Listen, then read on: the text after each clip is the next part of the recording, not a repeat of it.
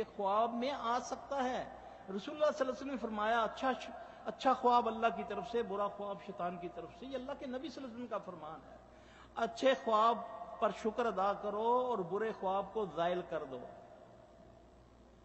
اور ہم نے جو آج تک سیکھا یا ہمیں بتایا گیا الا ماشاء اللہ، تو یہی جی جب برا خواب دیکھو تو تھو تھو کر کے اعوذ باللہ پڑھ کے تھو تھو کر دیا کرو، یعنی کہ پہلے اعوذ باللہ پڑھ لو پھر تھو تھو کر دو۔ یہ بالکل حدیث کے الٹ ہے۔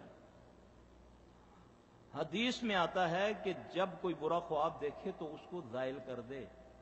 زائل کرنے کا طریقہ بتایا، برے خواب کو زائل کر دیا کرو ورنہ اس کا اثر جو ہے وہ 40 سال سے زیادہ معلق رہتا ہے، یعنی کہ اس کا اثر جب تک آدمی زندہ ہے وہ معلق ہے، موجود ہے، الا کہ جب تک تم اس کو ضائع نہیں کرو۔ اب ضائع کرنے کا طریقہ کیا ہے؟ 3 بار اس خواب کو ذہن میں لائیں، یعنی ایک بندہ دن میں کئی بار رات کو کئی خواب دیکھتا ہے، اب ایک خواب اس کو شوق کر رہا ہے کہ یہ خواب اچھا نہیں ہے، تو وہ اس کو ذہن میں لا کے الٹے کندھے پر 3 بار تھو تھو تھو کرے گا، پھر اس کے بعد پڑھے گا اعوذ باللہ من شر شیطان و شرہا، اعوذ باللہ من شر شیطان و شرہا، اعوذ باللہ من شر شیطان و شرہا۔ یہ پڑھنے سے صحابی فرماتے ہیں کہ پہاڑ کے برابر بھی اگر خواب ہوتا تو میرے سامنے وہ ذرے کی حیثیت نہ رکھتا، خواب کا اثر زائل ہو جاتا ہے۔ اب کتنی بڑی اذیت میں ہوتا ہے بندہ جب خواب دیکھتا ہے۔